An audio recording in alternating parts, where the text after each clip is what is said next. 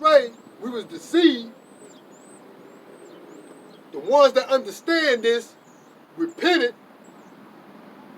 and is asking for grace and mercy by Yahweh Hashem Yahweh Shah. That's that good seed, man. The wicked are those amongst the children of Israel that was deceived by the devil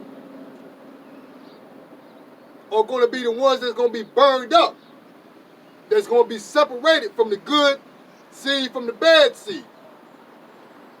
The ones that's going to be burnt by the chariots of the Most High, which is the chariots of the Most High are the ones that most of these Babylon ignorantly called UFOs or aerial phenomena. Those are the chariots of the Most High. And ultimately, that nuclear fire is that fire that is talked about in Matthew 13, man. The reapers are the angels. And that ultimate angel is Yahweh Shai. It's going to separate the bad seed from the good seed.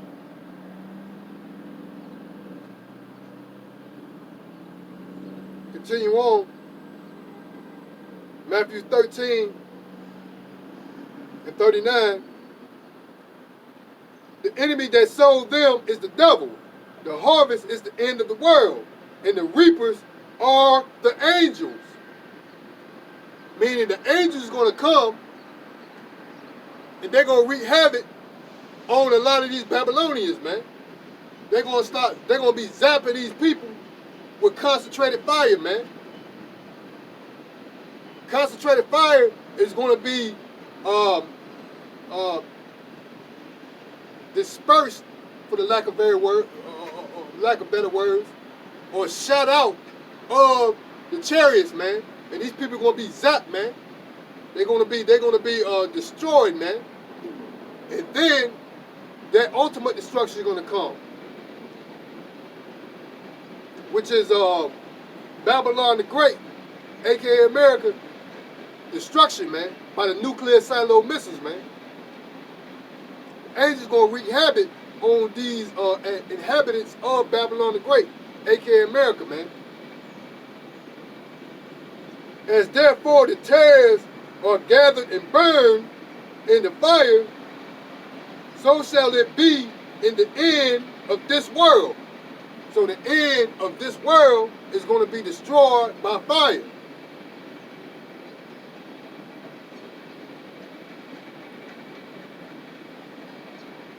The Son of Man shall send forth his angels, and then and they shall gather out of his kingdom all things that offend, and them which do iniquity. So our message is to the children of Israel that you do not want to die in your iniquity. You do not want to die with your oppressor, which is the devil, who is no other than Esau Edom, fake white man Jesus, self-proclaimed white man. You don't want to die in your iniquities here in Babylon the Great, man, because the destitute of Esau is already destruction, man. As it is written, Esau, what's going on, man? Esau is the end of the world. Jacob is the beginning of it that follows.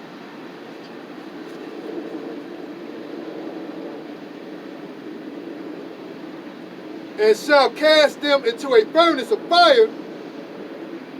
There shall be wailing and gnashing of teeth.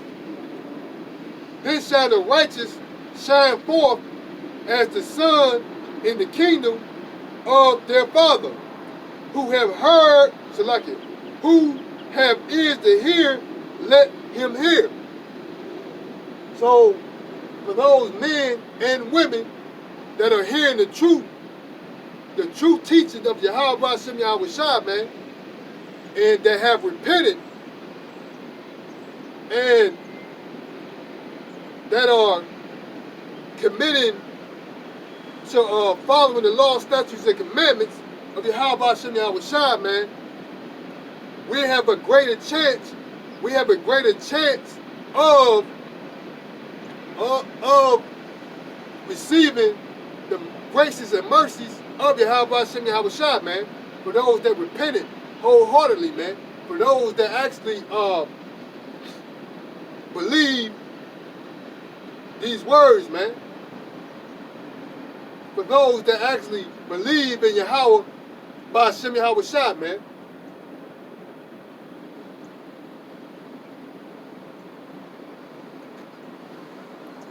Let me go to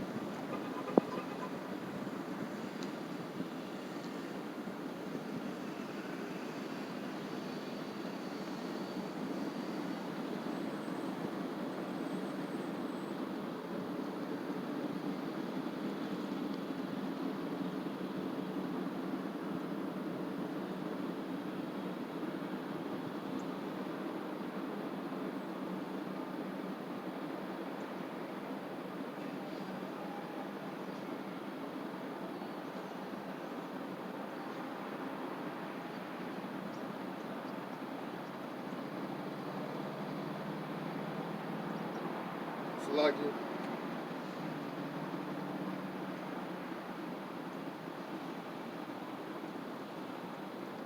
One moment.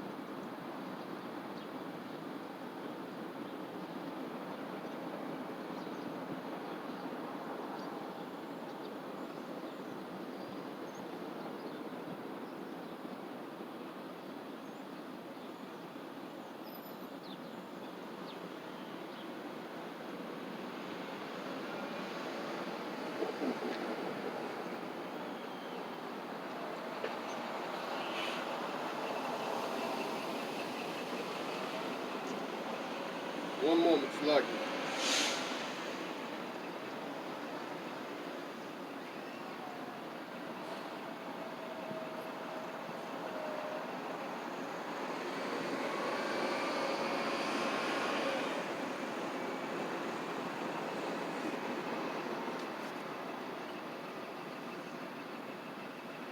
Let's go to 2nd Ezra chapter 6.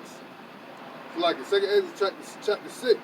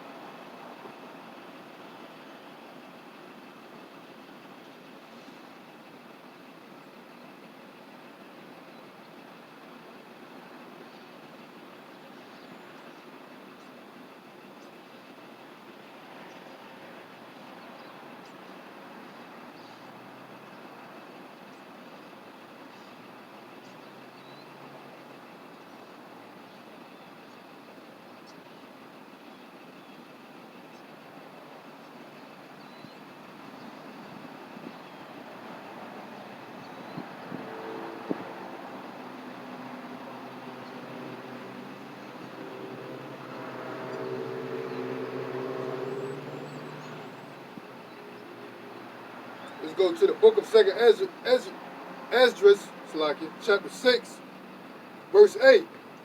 And he said unto me, from Abraham unto Isaac, when Jacob and Esau was born, of him Jacob hand held first the heel of Esau. For Esau is the end of the world, and Jacob is the beginning of it that followed. So the end of the world is the end of the reign of Esau Edom, self-proclaimed white man. That's the end of the world.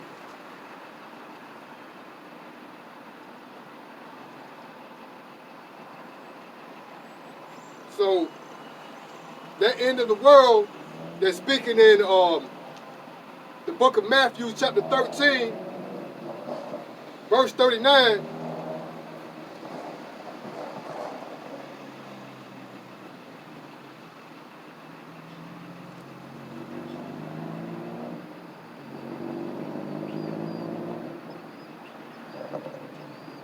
that end of the world in the book of Matthew chapter 13, verse 39, the enemy that sold them is the devil. The harvest is the end of the world. That means that's a precept to 2nd Ezra chapter 2, so like it, 2nd Ezra chapter 6, verse 8. Esau is the end of the world. Jacob is the beginning of it that follows. That links up with Matthew 13 and 39. The enemy that soweth them is the devil. The harvest is the end of the world. And the reapers are the angels.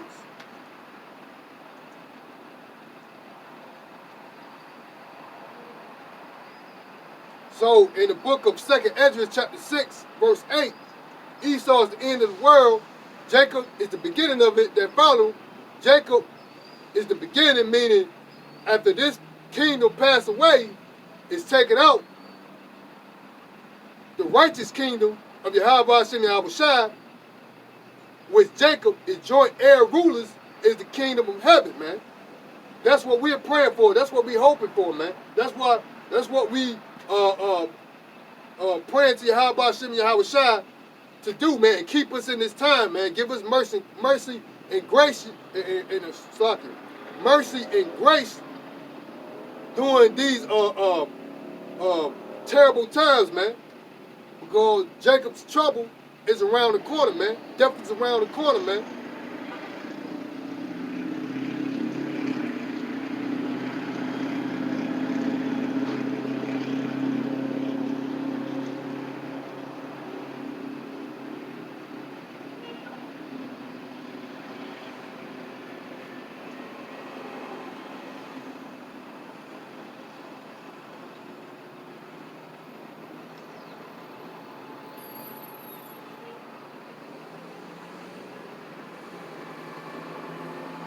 Like it one moment.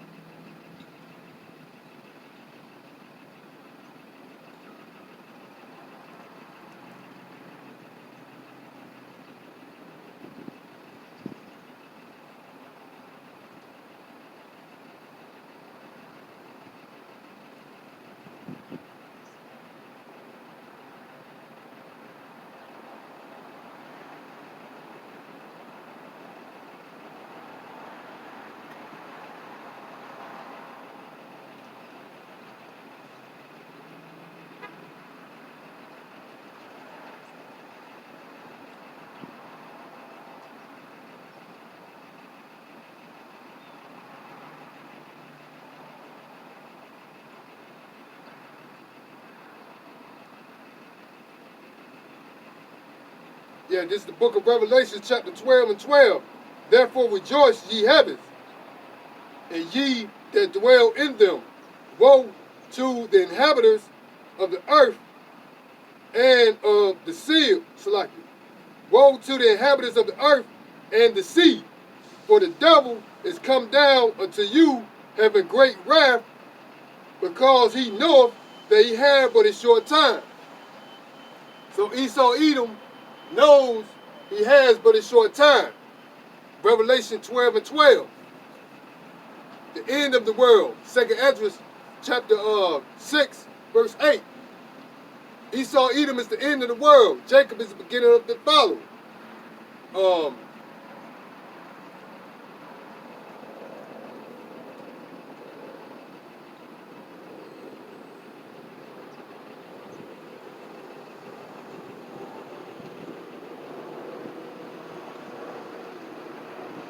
2nd Ezra chapter 6, verse 8. Esau, Edom is the end of the world.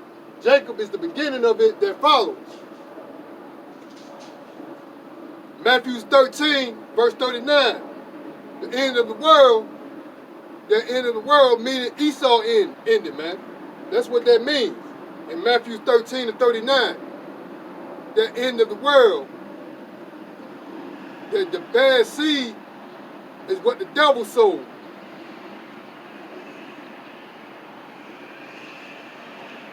Let me read that again.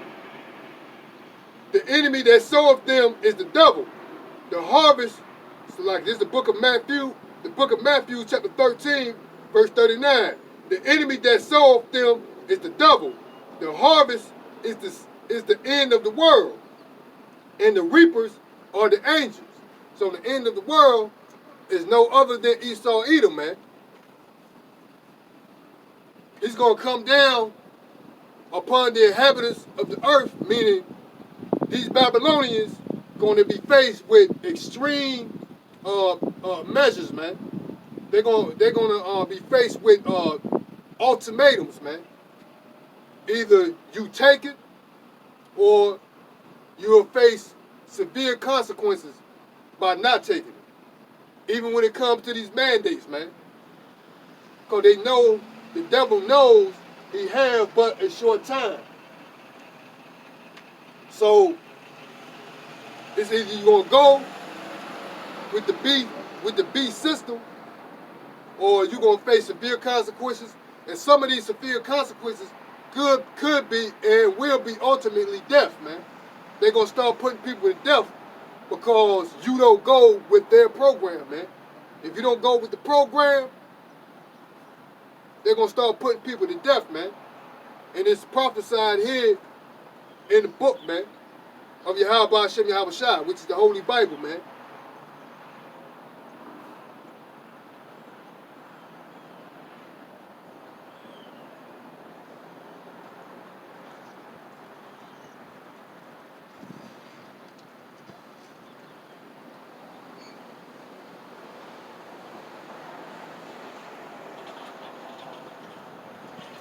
Let's go to the book of Matthew, chapter 16 and 25.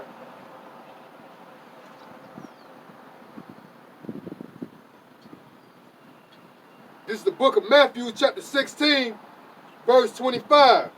For whosoever will save his life shall lose it. And whosoever will lose his life for my sake shall find it. So for those that may die in the name of Yahweh Hashem Yahweh Shai, man, you are actually found life, man. And that life is everlasting, man. That kingdom is everlasting because they are those that will become martyrs, man, that believe in Yahweh Hashem Yahweh Shai, man. Meaning that there will be some, for the sake of the Lord, will be put to death, man. It is already prophesied. But those that hold fast to the truth of Yahweh Hashem Yahweh Shai, man, your reward is a crown, man, in the kingdom of heaven, man. You stay faithful until death, your reward is a crown of life, man. And that life is everlasting, man. That life is immortality, man. Things that are seen right now are temporal, man.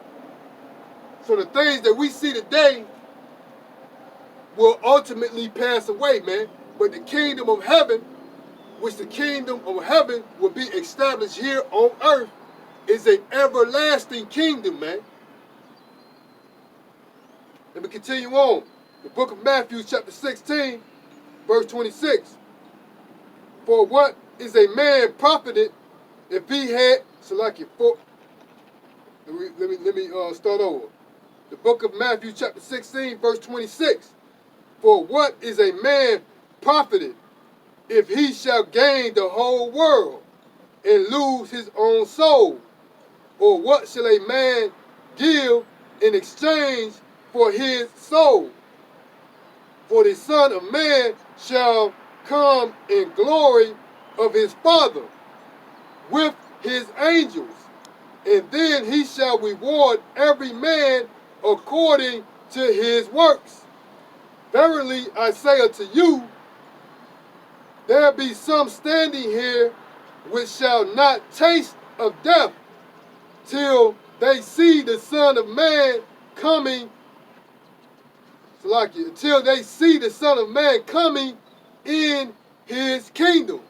So there will be some, which is the elect, the 144,000, that will not taste death, man.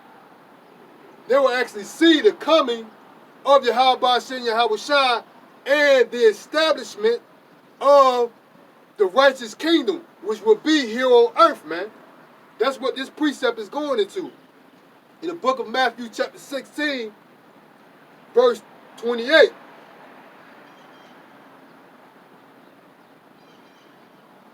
Let me jump back up to 25. Book of Matthew, chapter 16, verse 25. For whosoever will save his life shall lose it. Meaning you think you're saving your life by what? Cleaving to Esau Edom, taking his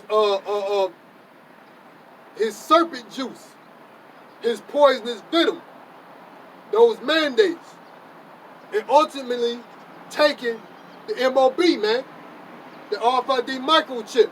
You think you're saving your life. Repeat that again. Book of Matthew, chapter 16, verse 25.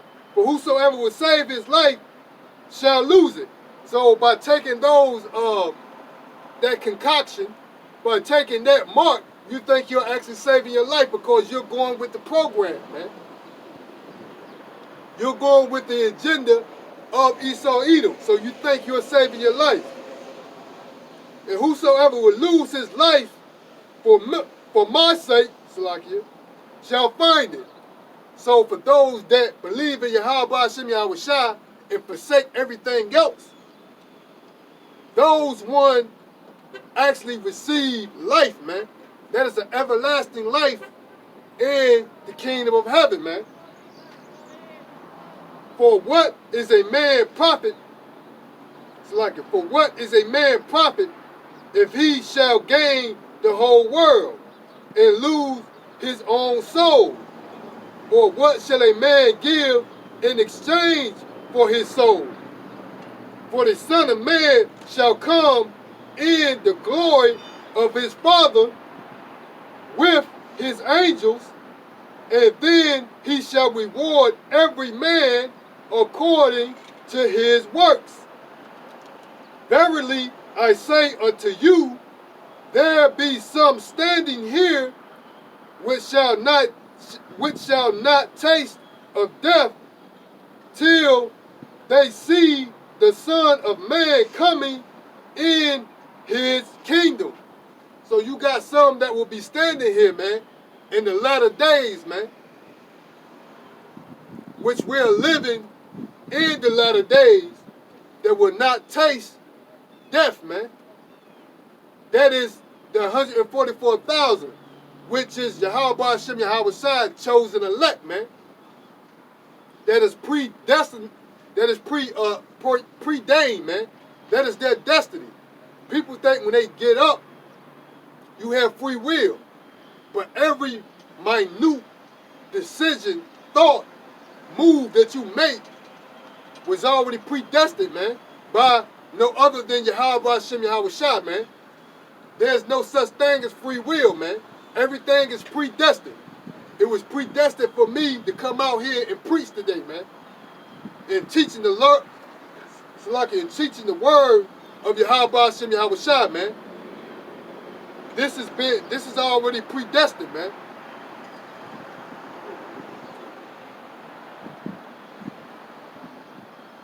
There's no such thing as free will.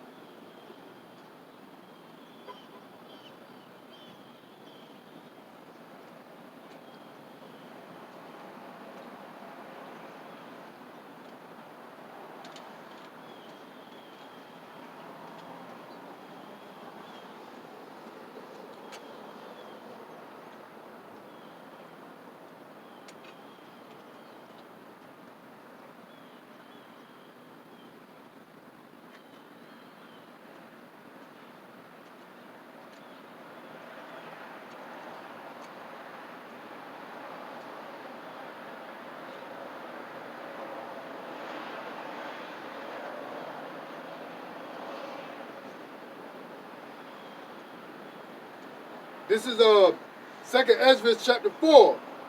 Then answered I and said, I beseech thee, O Lord, let me have understanding. So that's what the men of Yahweh Bashem Yahweh Shai is asking, man, and receive, man. We receive understanding, man. So we know death is around the corner, man. We know not to trust our enemy, man. And thy enemy, and thy adversary, the devil, walking to and fro throughout the earth, seeking who he can devour, man, is no other than Esau, Edom, self-proclaimed white man, woman and child.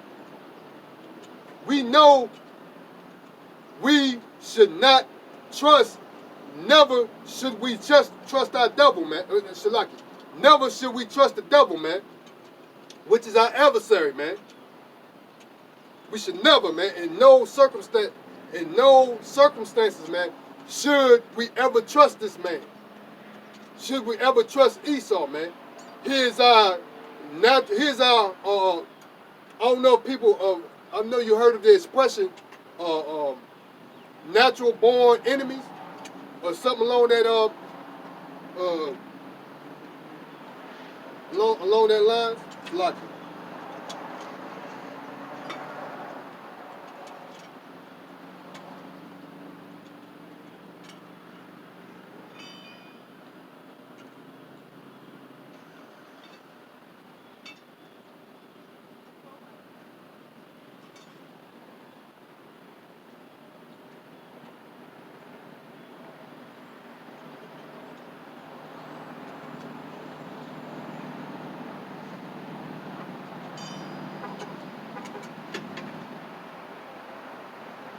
yeah, it's a saying out.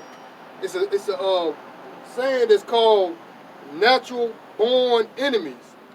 Natural born enemies are organisms that kill, decease, the reproductive potential of, or otherwise reduce the number of another organism. Natural born enemies that limit pests are key components of integrated pest management program. Well, that's it's somewhat what I was looking for, but natural born enemies are organisms that kill, decrease the reproductive potential of, or otherwise reduce the number of another organism. So keep that in mind. Let me read that again. Natural born enemies are organisms that kill, decrease the reproductive potential of, or otherwise reduce the number of another organism. So Esau and Jacob was in the womb, oppressing each other. They were natural born enemies. So when they came out, Esau and Jacob was pretty much fighting in the womb. So when they came out, there was natural born enemies. So Esau Edom's agenda is to, like it says, decrease the reproductive organism. You got one of them that's trying to kill the reproductive organism of another organism. And those organisms are no other than, Esau and Jacob. Jacob and Esau, man. And Esau, whole purpose is to oppress, man. That's what he was conceived to do, man. He is the oppressor. So that's why you see, regardless of how many of these marches you got from these, Jakes hit the street talking about no justice, no peace, from these characters like, George Floyd, and you had numerous others, and you will have numerous others until the time of our Lord and Savior's arrival. Man, it's no difference, man. You would think from the marches in the 60s, right? They had already did some type of made some type of progress, but it's still the same thing because Esau Edom is your natural born enemy, man. And he killed. That's why you see every day. Like recently, there was this guy, and I think it was in Washington State. It's all over the social media. I caught it through my news feed. This Edomite, let me say, this Jake was in a bar. I think it was in Washington State, if I ain't mistaken. This Jake was in a bar full of Edomites. From the perspective of the story, that's what I'm coming. That's the perspective that I'm coming from, that I'm getting from this story, Salaki. That he's in this bar full of Edomites. That's my perspective. I could be wrong. And I guess he complimented the Edomite's wife or girlfriend or whoever it was. Or the Edomite, the female Edomite that he took on a date. You had this Jake complimenting from, what the sources say, the female Edomite. And that led to that Jake being killed, man, by the Edomite. I guess there was a brawl, a scuffle, a fight or something also broke out. But the Edomite pulled out his gun, man, and killed Jake, man. And then this guy is facing second-degree murder. Second degree, not first degree, but second-degree murder. And he was released on bond, man. So they already know the guy killed him. But he was released on bond facing second-degree murder charges. And there was no gun found on that Jake that died, man. So he can't claim self-defense. But he's facing a second-degree murder charge, man. If the roles were reversed, and the Jake had a gun and he killed the Edomite, his ass would be facing life in prison, man.